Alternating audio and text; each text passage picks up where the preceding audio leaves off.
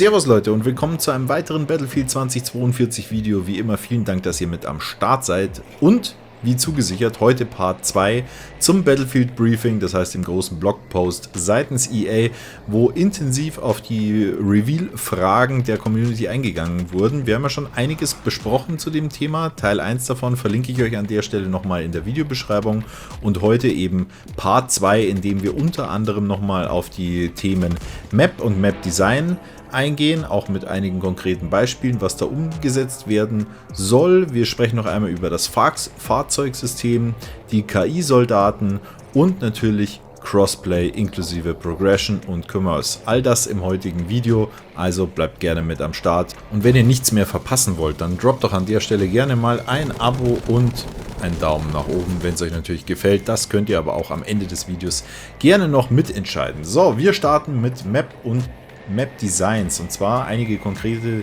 Dinge wurden hier angesprochen. Zum Beispiel gab es eine Frage auf der Community, ob du auf jeder Etage von Wolkenkratzern kämpfen kannst. Das ist jetzt vielleicht ein bisschen sehr spezifisch, nichtsdestotrotz geht es einfach darum, ein bisschen Einblick zu geben, wie mehrstufig das Ganze sein wird, und das wurde in dem Fall ja verneint. Also es wird auf jeden Fall Teilbereiche geben, es wird auf jeden Fall Lobby-Battles geben und es wird natürlich Rooftop und dann natürlich auch Movement von Top zu Top geben. Sprich, ja, auch wieder mit dem Graveling Hook oder mit diesen Side-Übergangsdingern da, keine Ahnung, wie man das jetzt nochmal nennt, könnt ihr mir an der Stelle gerne mal in die Kommentare schreiben. Das finde ich auch soweit okay, weil ansonsten müsste man jetzt da, je nachdem wie hoch das Hochhaus ist, keine Ahnung, 16 bis 64 Stockwerke nach Campern durchforsten. Da hat jetzt, glaube ich, keiner Bock drauf, auch wenn die Maps mit 128 Spielern gefüllt wären.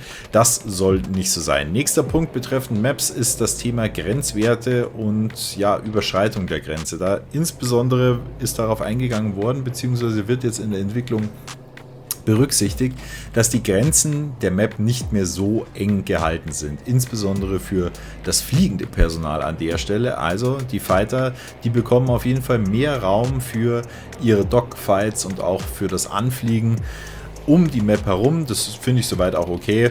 Grundsätzlich hat mich das jetzt in anderen Battlefield-Teilen jetzt nicht so sehr gestört, auch nicht in Battlefield 5, trotzdem die Flaks eine enorme Reichweite hatten. Aber wollen wir jetzt mal nicht meckern, was wir kriegen, nehmen wir doch gerne mit. So, nächster Punkt ist, wie viele Karten wird es geben? Und es wurde ja schon darum gesprochen oder dafür gesprochen, dass 7 Karten eben zum Release mit am Start sein werden. Die Karten kennen wir alle schon. Sind wir auch schon mal in einem separaten Video soweit durchgegangen, und dann wird leider nur auf den Live-Service verwiesen. Das heißt, sie wollen da auf jeden Fall nachliefern. Wir alle wissen aber, das Ganze funktioniert natürlich nur mit einer ordentlich abgestimmten Roadmap und auch zügig nachgelieferten Content. Oder sagen wir es mal so, zügig, relativ, aber halt einfach einem konstanten Content, auf den man sich dann auch verlassen kann. Ob das dann in Seasons geteilt wird oder wie auch immer, ist mir persönlich egal. Weiß nicht, wie ihr das seht. Hauptsache, es kommt Content und wir müssen nicht wie in Battlefield 180 Jahre auf eine Map warten, die dann wieder zurückgezogen wird und nochmal überarbeitet wird. Und da hat, glaube ich, keiner von uns mehr Bock drauf, und da hoffen wir jetzt einfach mal, dass da deutlich Besserung einzieht. Mehr Informationen soll es dazu auf jeden Fall am 22. Juli geben zur EA Play Live. An der Stelle auch nochmal kurze Eigenwerbung. Suxe und ich werden das Ganze wie gewohnt in Form oder im Rahmen eines Duo-Streams übertragen. Also seid da auch gerne mit auf Twitch bzw. YouTube, oder ja, wahrscheinlich werden wir wieder beide Plattformen bespielen, eventuell auch ein Duo-Stream auf Twitch. Wissen wir noch nicht ganz genau, oder ich weiß es noch nicht ganz genau. Anyway, also am besten auf beiden Channels schön reinfolgen, und dann verpasst ihr an der Stelle auch nichts. Vielen Dank, Leute. Und damit wollen wir auch gleich zum nächsten Punkt kommen, und zwar das Fahrzeug-Call-System. Also wie wird das Ganze funktionieren, Leute? Relativ kurz heruntergebrochen erklärt. Es wird auf jeden Fall immer noch die Möglichkeit geben, in das Ganze über einen Deploy-Bildschirm halt einzusteigen, also direkt vom Startbildschirm in Anführungszeichen der Runde einzusteigen. Zusätzlich, und das ist jetzt eben neu, ist, dass es ein Fahrzeug-Call-In-System über eine Tablet-Schnittstelle geben wird. und die kann von jedem Spieler und auch egal von welchem Spezialisten benutzt werden. Es gibt einige Dinge dabei zu beachten, die zähle ich euch jetzt ganz kurz auf. Also die Verwendung des Call-In-Systems ist abhängig von Karte und Modus abhängig und wird jedem Team ein bestimmtes Budget zugewiesen. Also man muss hier wohl auch Squad-Punkte dann wieder verdienen und bei so und so vielen Punkten kann man das und das Fahrzeug wahrscheinlich bestellen, die dann in der Menge aber auch wieder limitiert sind. Sie spawnen immer noch in Luftfahrzeugen wie Flugzeugen und Hubschrauber über den Deploy-Bildschirm. Okay, alles klar, haben wir verstanden. Sobald Sie ein Fahrzeug angerufen haben, erhalten Sie eine Abklingzeit, sodass jeder eine faire Chance hat, den Support anzurufen. Auch das ist, denke ich, relativ in Ordnung und sollte auch so sein, weil ansonsten hat man dann Fahrzeug-Spam oder die schnellen Finger sind dann wieder schneller als der Rest und dementsprechend bekommt der Rest nichts. Das sollte natürlich auch nicht so sein.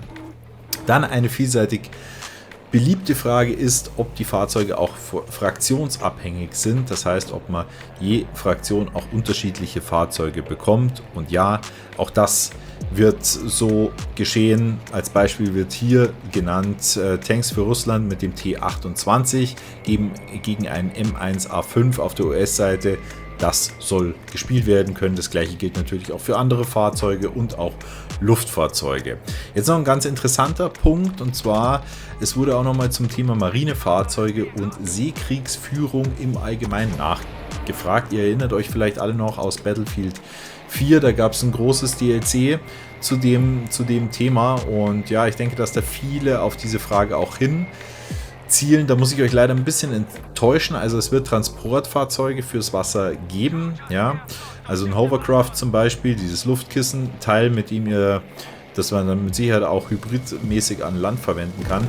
Aber es ist jetzt kein großer Seekriegsführungs-DLC aktuell geplant. Aber wie gesagt, wir sprechen ja von einem Live-Service-Game, also da kann natürlich noch viel kommen, beziehungsweise kann noch viel werden.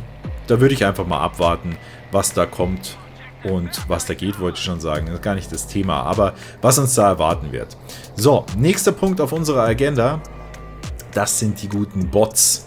Und damit meine ich nicht die guten, sondern ich meine die KI-Soldaten, mit denen bestimmte Lobbys aufgefüllt werden sollen. Also, es wird KI geben und jetzt gibt es ein paar Dinge, die zu beachten sind bei der Thematik.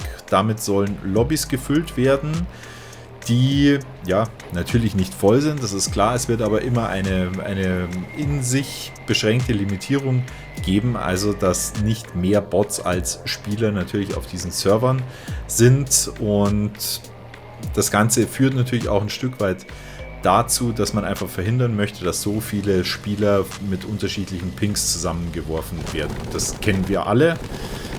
Je nachdem, zu welcher Spielzeit ihr spielt, da wählen sich halt auch mal Leute mit einem 100er plus Ping an und wir kennen das alle, keine Hitbox mehr, die Typen und also ich könnte abnormal abkotzen, sage ich euch, wie es ist. Brauche ich nicht, also ich bin jetzt nicht unbedingt ein KI-Fan, weil sich mir da der Nutzen nicht so ganz ergründet, warum man das unbedingt braucht. Also ich bin mir sowieso ziemlich sicher, dass Battlefield 2042 so einen Mega-Hype auch an Spielerzahlen hinlegt. Also da würde ich fast sagen, besteht auch die Möglichkeit, dass das irgendwann mal wieder entfallen wird. Das ist auch so ein Punkt, der ist relativ wichtig, weil wir nämlich selber nicht entscheiden können, diese KIs an- oder abzuwählen. Also, da sind wir darauf angewiesen, dass das EA DICE mal wieder aus dem Spiel rausnimmt. Ansonsten, ja, haben wir da, wie gesagt, überhaupt keine Handhabe drüber. Das müssen wir so akzeptieren, bis da ein Patch-Out oder whatever dann da kommen wird. Ich würde sagen, bevor wir da zu viel rummeckern, schauen wir uns die Sache doch mal an. Und es ist ja auch die Frage, wie viel wird dann dazu aufgefüllt an Bots. Ja? Da haben sie jetzt ein Beispiel angegeben, 120 Spieler von 128 sind auf dem Server, 8 KI-Soldaten nehmen da teil, um das Team auszugleichen. So, ich meine, wenn wir von so Low-Zahlen reden, ich glaube, da brauchen wir dann alle nicht unbedingt uns davor schrecken, würde ich sagen. Letztes Thema auf unserer heutigen Agenda ist auf jeden Fall das Thema Crossplay. Und zwar, EA und DICE behält sich zwar ein Stück weit vor, dass sie das im Rahmen des Playtests, wo 1000 Glückliche schon mal das Game vorab, vor der Beta testen dürfen, das Ganze auch ausprobieren werden. Sie kategorisieren es aber ein Stück weit. Also es wird nicht alles möglich sein. Es wird möglich sein, dass PC, Xbox Series X und PlayStation 5 zusammen eine Crossplay-Station haben und Xbox One und PlayStation 4. Also die Current-Gen Leute, die können nicht mit PC zum Beispiel ins Crossplay gehen. Das kann man jetzt gut oder schlecht finden. PS5 Leute können das, beziehungsweise Xbox Series X und S User.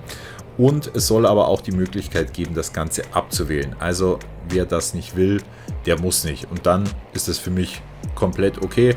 Ich freue mich da auch mit dem einen oder anderen PC-Dude und Freund dann auch mal eine Runde zu daddeln. Und wenn es halt dann komplett Cheater verseucht ist und ich mir denke, ah, nee Bruder, es hilft nichts, ich muss weiter, ich ziehe durch, dann deaktiviere ich Crossplay halt wieder. Also was soll's, das ist doch nicht das Problem. Alles, was optional ist, ist für mich schon mal ein Vorteil. Da würde ich sagen, das nehmen wir gerne an. Und was auch nochmal ein wirklich positiver Aspekt ist, ist eben diese Progression, dass man seine Fortschritte über alle Systeme gleich hat. Also jetzt beispielsweise, ihr fangt mit PS4 an, ja, und dann wechselt ihr auf PS5, weil ihr dann glücklicherweise mal eine ergattert habt, dann könnt ihr diese Fortschritte eben auch mitziehen und müsst dann nicht nochmal mit neuem Account oder sonst irgendwas loslegen. So Leute, ich würde sagen, jetzt gab es wieder einiges an Informationen. Ich hoffe natürlich, euch hat das Video gefallen. Ihr konntet ein bisschen was mitnehmen.